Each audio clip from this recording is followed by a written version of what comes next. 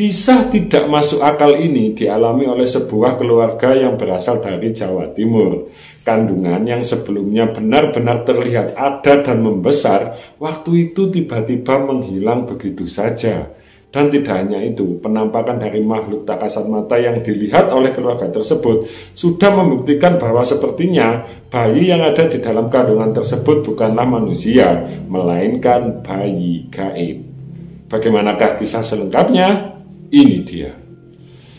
Oke, tokoh utama kita dalam cerita kali ini kita sebut saja Mbak Ulan dan Pak Andi ya teman-teman. Jadi Mbak Ulan dan Pak Andi ini adalah sepasang suami istri yang sudah menikah sejak tahun 2000. Dan saat itu ketika tahun 2010 atau tepatnya 10 tahun setelah pernikahan mereka ini tidak kunjung mendapatkan seorang buah hati teman-teman. Jadi waktu itu Mbak Ulan ini tidak kunjung hamil. Hal itulah yang akhirnya membuat rumah tangga mereka yang sebelumnya baik-baik saja waktu itu perlahan mulai goyah teman-teman. Jadi waktu itu sudah mulai banyak sekali pertikaian, banyak sekali perselisihan. Yang usut punya usut, semua masalah tersebut berasal dari sang buah hati yang tak kunjung hadir seperti itu. Hingga akhirnya pada suatu hari Mbak Ulan dan Pak Andi ini sedang bertengkar sangat hebat. Dan di dalam pertengkaran itulah Pak Andi ini tiba-tiba memutuskan untuk keluar dari rumah tersebut sementara dengan berjanji kepada Mbak Ulan bahwasanya Mbak Ulan pasti mendapatkan momongan. Jadi kurang lebih intinya ucapan Pak Andi sebelum Pak Andi keluar ini seperti ini teman-teman. Ya sudah, biar saya yang keluar. Saya janji sama kamu, pasti ketika saya pulang nanti kamu pasti hamil. Kurang lebih seperti itulah ya teman-teman. Dan singkat cerita setelah kejadian tersebut Pak Andi ini sudah jarang sekali pulang ke rumahnya. Bahkan bisa dikatakan dalam kurun waktu 1 bulan Pak Andi ini pulang ke rumahnya hanya 1-2 kali saja. Sebenarnya waktu itu Mbak Ulan ini juga sempat menanyakan kemana sih perginya Pak Andi. Kok nggak tahu, Mbak Ulan ini pun nggak tahu kemana perginya Pak Andi. Karena di situ Pak Andi juga tidak pamit dan tidak bilang kepada Mbak Ulan kemanakah tujuan Pak Andi tersebut pergi.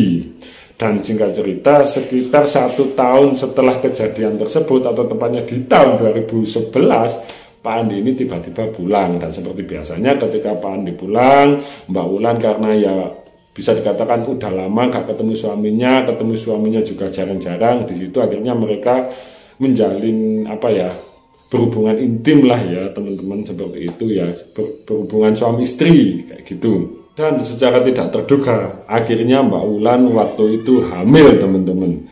Jadi di situ Mbak Ulan ini ya perutnya membesar layaknya orang hamil pada umumnya ya, seperti itu. Mengetahui hal itu tentu saja Mbak Ulan ini seketika tinggal di rumah orang tuanya yaitu Bu Lasmi. Mengingat Pak Andi ini memang jarang sekali pulang ya teman-teman. Hal itu menurut saya rasional lah ya, karena ini Pak Andi kan pulangnya sebulan sekali, habis itu sebulan 2 kali kayak gitu kan nggak ideal kalau merawat istri yang sedang hamil. Hal itulah yang akhirnya membuat Mbak Ulan ini memutuskan untuk tinggal bersama orang tua kandungnya yaitu Ibu Lasmi.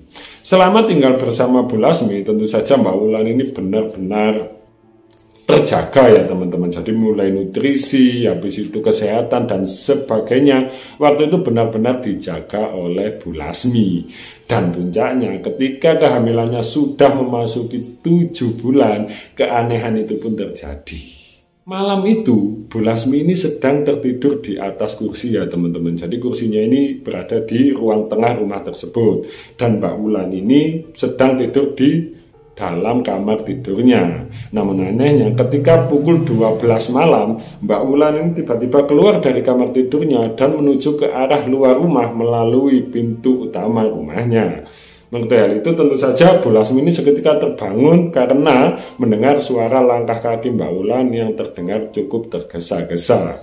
Namun di situ ketika Bu Lasmi membuka mata, Bu Lasmi ini tidak menyapa Mbak Ulan namun dengan tetap memperhatikannya. Di situ Bu Lasmi ini perasaannya cukup curiga teman-teman. Apa sih yang dilakukan Ulan di tengah-tengah malam begini? Dan anehnya ketika Mbak Ulan ini membuka pintu utama rumahnya, tiba-tiba Mbak Ulan ini langsung menuju ke arah pohon bunga melati yang kebetulan ada di depan rumah Ibu Lasmi. Di situ tanpa lama-lama lagi Mbak Wulan ini terlihat memakan daun melati dan memakan bunga melati dengan sangat lahap.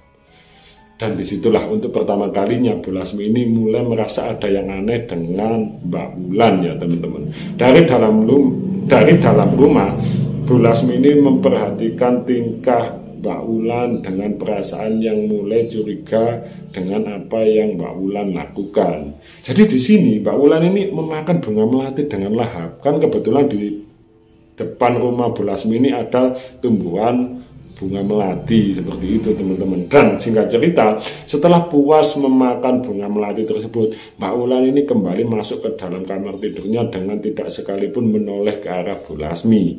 Bahkan jika diingat dengan lebih teliti lagi, langkah Mbak Wulan waktu itu bisa dikatakan sangat cepat sekali teman-teman. Jadi gitu. Jadi cepat sekali dia kalau jalan ini kayak gitu. Setelah Mbak Wulan masuk ke dalam kamar tidurnya, Bu Lasmi yang sebelumnya sudah terbangun waktu itu seketika duduk teman-teman, sambil berpikir apa yang baru saja dilakukan oleh Mbak Wulan.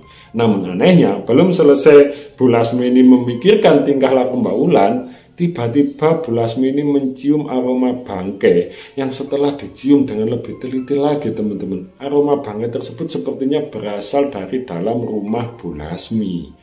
Mengetahui hal itu tentu saja Bu Lasmi ini pikirannya semakin tidak karu-karuan. Di situ Bu Lasmi seketika berdiri dan mencoba mencari sumber aroma bangkai tersebut. Dan anehnya sumber aroma bangkai tersebut berasal dari dalam kamar Mbak Wulan. Dan di situ karena Bu Lasmi ini sepertinya menganggap jika momen malam itu bukan momen yang tepat untuk menegur Mbak Wulan, akhirnya Bu Lasmi ini memutuskan untuk kembali beristirahat dan berpikir jika besok pagi saja menanyakan kepada Mbak Wulan apa yang sudah dia lakukan. Dan singkat cerita, keesokan harinya Mbak Wulan ini terbangun dengan keadaan yang sudah bisa dikatakan berbeda dari sebelumnya teman-teman. Jadi Mbak Wulan ini kayak bukan Mbak Wulan seperti biasanya, omongannya lebih kasar. Mbak Wulan ini kan orangnya biasanya lembut, lemah lembut, habis itu pelan ya kalau bicara. Waktu itu tiba-tiba terdengar lebih keras dari biasanya, lebih ketus, lebih jutek, bahkan kepada orang tuanya yaitu Bu Lasmi. Dan tidak hanya itu, ketika sarapan, ketika makan dan minum, itu porsinya lebih banyak dari biasanya teman-teman. Jadi nasi yang biasanya 1 piring, waktu itu Mbak Wulan ini makannya 2 piring teman-teman. Begitu juga dengan minumnya. Minumnya ini bukan minum air matang, tapi langsung minum air mentah dari keran. Mengetahui hal itu tentu saja Bu Lasmi ini semakin khawatir dengan keadaan Mbak Wulan, dan di momen itulah Bu Lasmi ini menanyakan, "Dok, kamu nggak apa-apa? Dok, kamu kenapa?" Di situ tanpa menjawab ucapan Bu Lasmi, Mbak Wulan ini hanya diam saja. Dan setelah itu, setelah puas sarapan, Mbak Wulan ini kembali ke dalam kamar tidurnya dengan tidak sekalipun berbicara kepada Bu Lasmi teman-teman. Jadi Mbak Wulan ini sepanjang hari ya hanya diam di dalam kamar. Keluar-keluar cuma makan, habis itu kembali lagi masuk ke dalam kamar. Puncaknya, akhirnya kejadian seperti itu terjadi kurang lebih selama 10 hari lamanya teman-teman. Jadi ya setiap malam Mbak Wulan ini keluar memakan bunga melati di depan rumahnya. Dan kalau siang Mbak Wulan ini cuma diam di dalam kamar, keluar cuma makan dengan porsi yang banyak, habis itu dia kembali lagi masuk ke dalam kamarnya. Jadi kejadian seperti ini itu berulang-ulang secara 10 hari. Di situ Bu Lasmi sudah sempat berkonsultasi kepada tetangga sekitar atau orang-orang yang mengerti tentang hal itu ya, mengerti tentang keadaan Mbak Wulan. Namun sayangnya semuanya tidak bisa memberi jawaban yang pasti tentang keadaan Mbak Wulan ini kenapa kayak gitu. Dan singkat cerita, akhirnya malam itu pun tiba teman-teman. Jadi di malam itu akhirnya Bu Lasmi ini mengetahui jika memang ada yang salah dengan Mbak Wulan. Di waktu itu sekitar pukul 4 dini hari ya, atau lebih tepatnya sebelum subuh, Mbak Wulan yang sebelumnya tertidur lelap waktu itu tiba-tiba terdengar berteriak histeris. Mendengar hal itu tentu saja Bu Lasmi yang sebelumnya memang beristirahat di kursi seperti biasanya, waktu itu tentu saja seketika bangun dan terkejut mendengar teriakan Mbak Wulan yang jika didengar lagi teriakannya itu seperti meminta pertolongan. Mendengar hal itu tentu saja Bu Lasmini seketika terbangun dan berlari ke arah kamar Mbak Wulan dengan seketika membuka paksa pintu kamarnya yang waktu itu sedang dalam keadaan terkunci. Di situ karena Bu Lasmini tenaganya terbatas ya teman-teman, karena orang tua, tentu saja Bu Lasmini tidak berhasil membuka pintu kamar Mbak Wulan. Namun untungnya di situ ada sisi jendela dari kamar Mbak Wulan yang tidak ditutup. Disitulah akhirnya Bu Lasmini memutar dari ruangan rumahnya agar Bu Lasmini bisa melihat dari arah jendela tentang apa yang sebenarnya sedang dialami oleh Mbak Wulan. Dan disitulah ketika Bu Lasmini sedang melihat dari arah jendela, melihat ke dalam kamar Mbak Wulan, Bu Lasmini terkejut teman-teman, karena saat itu di dalam kamar Mbak Wulan dengan mata kepalanya sendiri Bu Lasmini melihat sosok perempuan tinggi besar, tingginya ini kurang lebih 2 meter teman-teman, dengan raut wajah yang sangat menyeramkan. Sosok perempuan tersebut terlihat duduk di samping Mbak Wulan dengan melihat ke arah Mbak Wulan yang waktu itu sedang dalam keadaan terlentang sambil kesakitan. Jadi seperti orang yang mau melahirkan lah, seperti itulah ya. Mengetahui hal itu tentu saja Bu Lasmini berteriak ketakutan sambil meminta pertolongan, karena Bu Lasmini pun tahu di situ Bu Lasmini tidak ada tenaga untuk membuka pintunya ya, maksud saya. Jadi di situ Bu Lasmini hanya berteriak, siapa kamu kayak gitu. Dan hingga akhirnya karena Bu Lasmini bingung, Bu Lasmini seketika berlari ke arah tetangga kanan kiri untuk segera meminta pertolongan. Singkat cerita, sekitar pukul 4:30 pagi, akhirnya waktu itu Bu Lasmini beserta para tetangga yang berhasil dikumpulkannya beramai-ramai masuk ke dalam rumah Bu Lasmini dan tidak butuh waktu lama. Waktu itu mereka berhasil membuka kamar Mbak Wulan. Ketika pintu kamar berhasil dibuka, mereka semua tidak melihat adanya sosok perempuan yang sebelumnya sudah dilihat oleh Bu Lasmini tersebut. Dan anehnya di situ kandungan Mbak Wulan yang sebelumnya memang terlihat membesar, waktu itu tiba-tiba menghilang begitu saja. Jadi di sini kandungan yang sebelumnya terlihat membesar layaknya orang hamil teman-teman, waktu itu menghilang. Aneh memang ya, tiba-tiba menghilang begitu saja. Hal itu tentu saja Bu Lasmini dan beberapa tetangga tersebut seketika kebingungan, kok bisa kandungan yang sebelumnya besar dan terlihat ada waktu itu tiba-tiba menghilang. Dan tidak butuh waktu lama akhirnya mereka pun membawa Mbak Wulan ini ke puskesmas terdekat untuk memeriksakan bagaimana kandungan Mbak Wulan teman-teman. Dan anehnya menurut dokter ya teman-teman, di situ Mbak Wulan tidak pernah dinyatakan hamil. Aneh ini benar-benar aneh. Jadi dokter pun bilang, loh Mbak Wulan ini gak hamil, sama sekali tidak pernah hamil. Seperti itu. Mengetahui hal itu tentu saja Mbak Wulan ini sudah tidak bisa lagi menahan tangisannya ya teman-teman. Di situ Mbak Wulan pingsan, shock. Akhirnya Mbak Wulan dirawat di puskesmas tersebut sampai beberapa hari kemudian. Dan singkat cerita, Pak Andi yang sebelumnya bekerja dan jarang pulang, akhirnya waktu itu pulang. Ketika pulang dan mengetahui keberadaan di rumah yang sedang kacau, tentu saja Pak Andi ini juga shock dan lemas ya, seolah tidak percaya dengan apa yang sudah terjadi pada keluarganya. Dan di momen itulah salah satu orang yang tinggal di daerah tersebut, bisa dikatakan tetua desa tersebut, mencoba menanyakan kepada Pak Andi ya, apa yang sebenarnya dia lakukan. Karena sepertinya tetua desa tersebut ini sudah curiga, sepertinya Pak Andi ini bekerja sama dengan makhluk tak kasat mata demi agar mendapatkan momongan. Dan disitulah Pak Andi ini mengaku jika sempat melakukan perjanjian dengan setan agar beliau segera mendapatkan momongan. Jadi waktu itu Pak Andi ini pergi ke salah satu tempat ya, yang di mana di tempat tersebut menjanjikan bisa memberikan seorang keturunan ya, kayak gitu. Dan singkat cerita di situ akhirnya semuanya mulai terjawab teman-teman. Memang bayi yang sebelumnya dikandung Mbak Wulan ini menurut beberapa orang bukanlah bayi manusia, melainkan bayi dari makhluk tak kasat mata. Ya benar, ini cerita ini memang tidak masuk di akal teman-teman.